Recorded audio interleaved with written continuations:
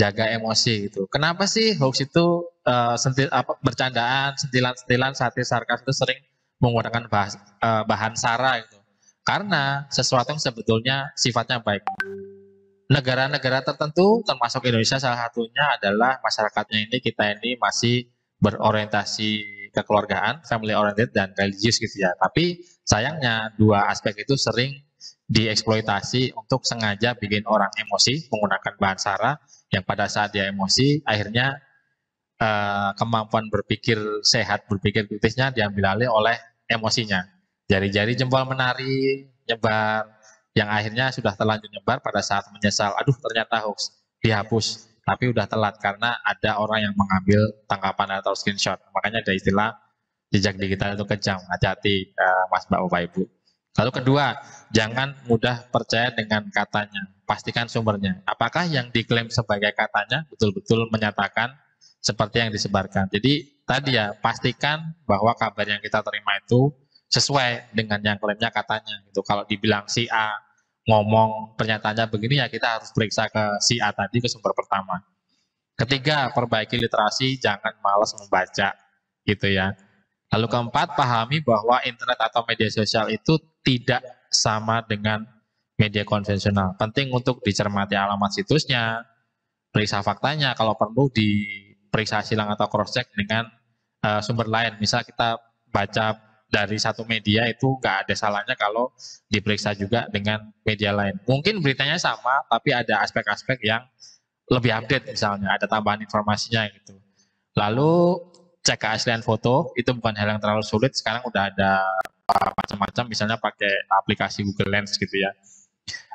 Penting juga untuk mengenali sumber-sumber informasi valid dan media kredibel gitu ya. Contoh media kredibel itu di situ jelas tertulis ada informasi misalnya dewan redaksi, tentang kami, alamat fisik gitu ya. Lalu ini juga tipikal banget nih, hati-hati dengan judul atau kalimat pembuka yang provokatif atau sensasional, misal pancingan klik gitu ya, bisa kayak gempar, heboh, fakta tak terbantahkan, ternyata berita buruk, tapi kadang juga ada yang sederhana cuma pakai kata waduh, ditambahin waduh doang orang udah pada penasaran gitu. Apalagi kalau awalnya dibuka dengan sesuatu yang sensasional, ditutup dengan viralkan, sebarkan, bagikan gitu ya. Itu harus hati-hati. Bahkan ada yang cukup memaksa gitu ya. Hanya mereka yang peduli yang membagikan. Nah ini balik ke emosi lagi nih gitu. Wah saya kalau nggak ngebagiin berarti saya nggak peduli gitu. Atau indahnya berbagi dibilang gitu. Ya kalau bener indah, kalau nggak bener itu loh. Itu yang apa? Bahkan ada nih kalau hoax kesehatan yang Anda bagikan mungkin akan molor dikit nggak apa-apa ya. Yang Anda bagikan menyelamatkan satu nyawa. Ya kalau menyelamatkan nyawa, kalau justru bikin orang lain meninggal gimana? Gitu ya. Penting itu. Nah, lalu ada juga efek media sosial namanya filter bubble. Filter bubble itu kayak kita dikungkung ke sebuah gelembung di mana misalnya kalau kita ikut grup Facebook yang mendukung capres A, itu platform medsos itu akan menyarankan grup yang sejenis, yang homogen. Artinya apa? Kita dikungkung ke hal-hal yang beredarnya di informasinya itu sepihak doang. Jadi hati-hati dengan apa filter gelembung ini ya. Kalau tadi ada istilah post-truth bahwa fakta itu yang sesuai dengan selera gitu. Kalau menurut saya fakta ya berarti, kalau menurut saya sesuai seleranya berarti fakta, dan artinya yang nggak sesuai dengan selera saya bukan fakta. Padahal fakta ya fakta. Kita suka atau nggak suka, selera atau nggak selera, kalau yang namanya fakta dan referensinya valid ya itu fakta gitu, walaupun kita nggak suka gitu. Nah, ada juga istilah the death of expertise, matinya kepakaran.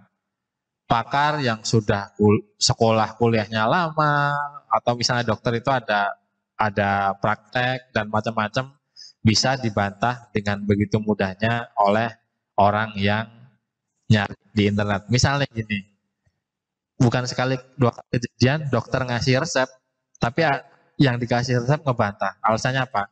Dok, saya googling kata Google resepmu salah. Ya memang Google bisa menunjukkan kita ke sumber-sumber referensi yang betul, tapi kalau berkaitan dengan medis, Google pun ngasih disclaimer atau sanggahan catatan bahwa tidak digunakan untuk mengambil keputusan medis gitu ya, bahwa tidak boleh begitu saja membantah ahli yang memang dia sudah berpengalaman hanya dengan informasi yang kita temukan, tapi yang menyatakan bahwa si ahli salah itu kompetensinya di bawah ahli tersebut gitu ya.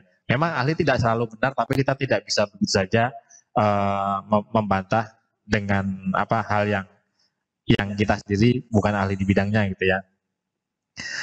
Lalu Crockbrain itu mungkin Mas Bapak Ibu pernah nemu orang yang mau diklarifikasi gimana pun juga nggak bakal tembus, padahal referensi yang kita bawa untuk klarifikasi itu udah betul gitu ya. Artinya apa? Dia merespon dengan ada namanya otak buaya. Ini otak primitif yang kalau dari samping dilihat dari samping otak kita misal nengok ke kiri atau ke kanan, dilihat dari samping itu kelihatan bentuknya seperti buaya. Nah, ini sebetulnya bagian dari otak manusia yang primitif, tapi dia bertanggung jawab tentang keberlangsungan hidup kita. Misal kayak kamu jangan nyemplung ke kolam renang itu, kamu nggak bisa renang. Nah, ini sebetulnya respon primitif gitu ya. Tapi masalahnya adalah orang kalau merespon informasi yang tidak sesuai dengan yang dia mau dengan Crockbrain, ya dia akan nolak gitu. Ya harusnya dia merespon dengan bagian otak yang bisa mengolah informasi gitu ya. Lalu ada juga, ini maaf nih saya ngasih nomornya salah, otomatis nomornya yang salah.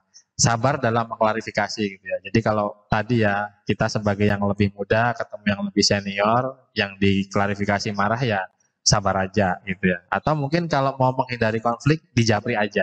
Gitu karena ada tendensi di mana orang kalau disangka di depan umum dia akan malu gitu. Jadi dijapri aja gitu ya. Lalu terakhir, penting untuk mengikuti grup diskusi atau komunitas anti hoax dan menggunakan perkakas atau tools pencarian fakta.